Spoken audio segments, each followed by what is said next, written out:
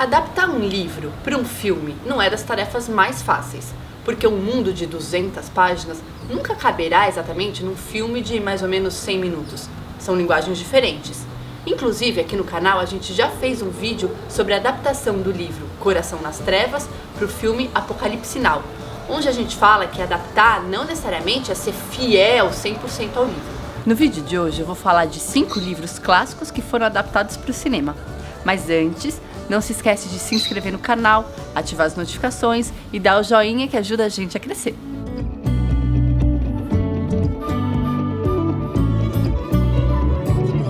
Como eu disse, adaptar um livro para o cinema não é tarefa fácil. Agora imagina só, quando se trata de um livro que demorou 2 anos para ser escrito, com a autora trabalhando de 6 a 12 horas por dia para escrever uma única página. Foi esse o trabalho de Harper Lee no livro O Sol é para Todos.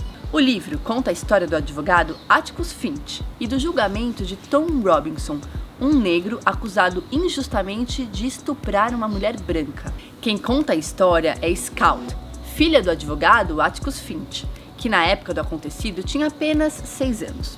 O tema principal do livro é o racismo, que continuou a existir nos Estados Unidos mesmo depois da abolição da escravidão, em 1865. O livro também aborda o preconceito da vizinhança em relação a Bull, um personagem que mora na rua dos Finch e que tem questões de saúde mental. A história se passa na cidade fictícia de Maycomb, inspirada na cidade natal de Harper Lee, Monroeville. E o personagem Atticus Finch foi inspirado no pai da autora, que também era advogado e uma vez defendeu 2 negros acusados de assassinato. Temendo que o filme distorcesse seu livro, Harper Lee acompanhou as filmagens durante 3 semanas, até perceber que o filme estava sendo fiel ao seu texto. O grande destaque do filme é Gregory Peck como Atticus Finch.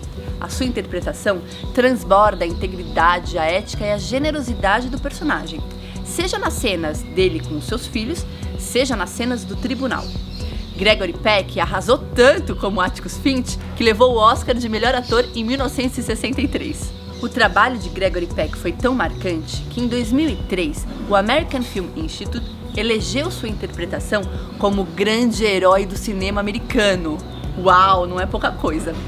Além disso, Harper Lee ficou tão impressionada com o trabalho do ator que na noite da premiação do Oscar, ela deu para Gregory Peck o relógio de bolso do seu pai, que tinha morrido no ano anterior. O Sol é para Todos também ganhou o Oscar de melhor roteiro adaptado e direção de arte. To Atticus, my beloved husband.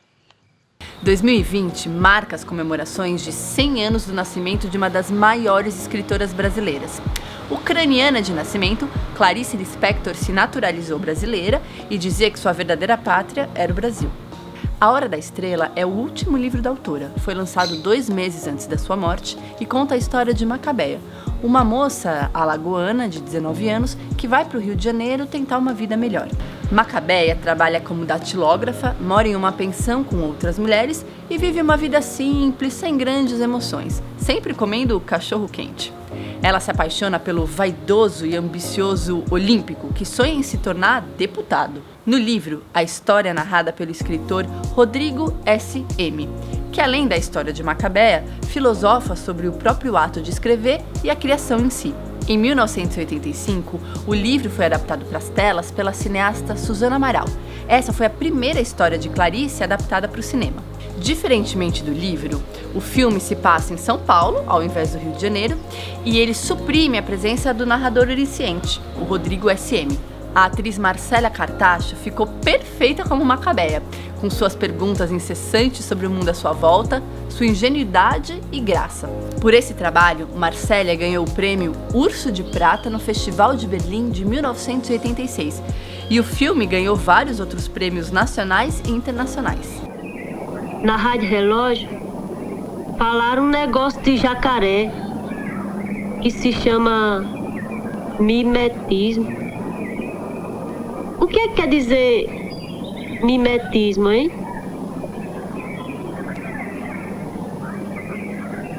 Isso não é coisa pra moça donzela saber, não. E quando o filme complementa e estende as sensações do livro. E quando o livro foi escrito por um dos grandes autores e o filme dirigido por um dos grandes diretores.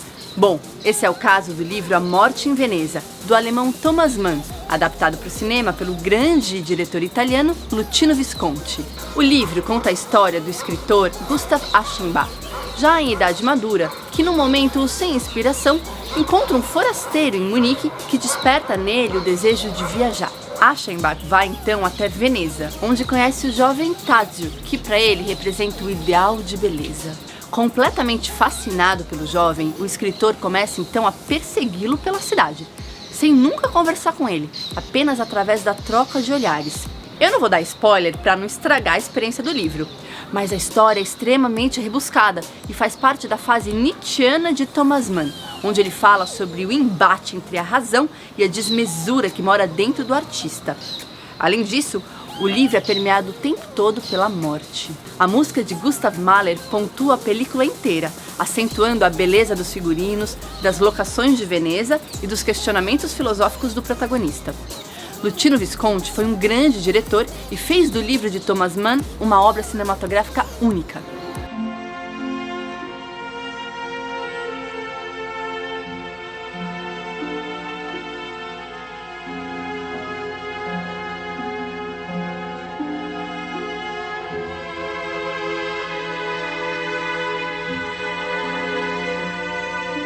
Isolamento, quarentena, contágio em massa.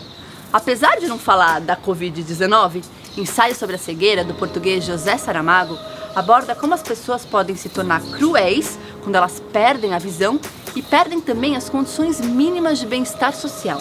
O livro fala de uma cegueira epidêmica que começa a se espalhar mundo afora. As primeiras pessoas infectadas com essa cegueira são transferidas para um manicômio desativado, que com o passar do tempo se torna uma sociedade fechada em si, com um pequeno grupo tomando o poder e ditando as regras do confinamento. Apesar de não ter a mesma força do livro, a versão cinematográfica de Fernando Meirelles consegue retratar, em parte, a cegueira coletiva, que no livro é descrita como se todos tivessem mergulhado num leite branco. Vale a pena conferir esse filme, que foi gravado em várias cidades do mundo, principalmente em São Paulo.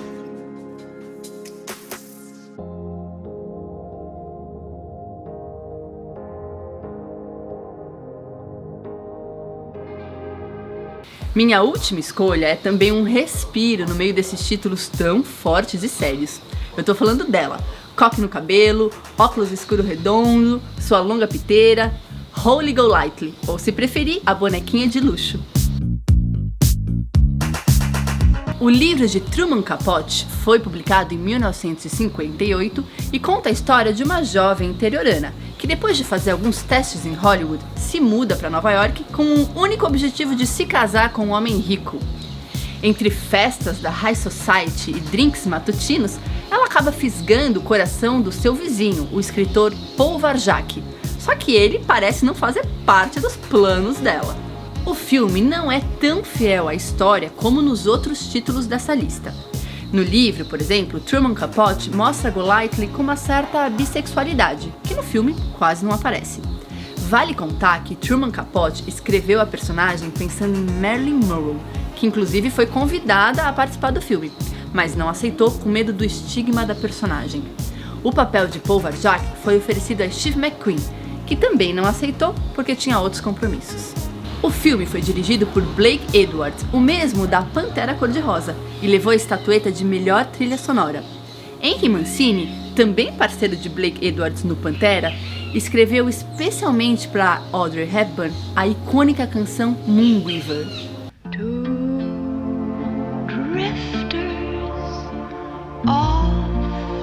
See the world, there's such a lot of world to see. O filme foi um sucesso estrondoso e, apesar de Truman Capote querer Marilyn, foi Audrey que fez de Holy Golightly sua personagem mais famosa e uma das mais icônicas de Hollywood até hoje. Um verdadeiro clássico do cinema que você tem que assistir na quarentena. Me conta aqui embaixo o que você achou da minha lista, se você já assistiu esses filmes e como você tá passando por essa quarentena. Não esquece de seguir a gente no Instagram e a gente se vê na semana que vem com mais um vídeo. Tchau!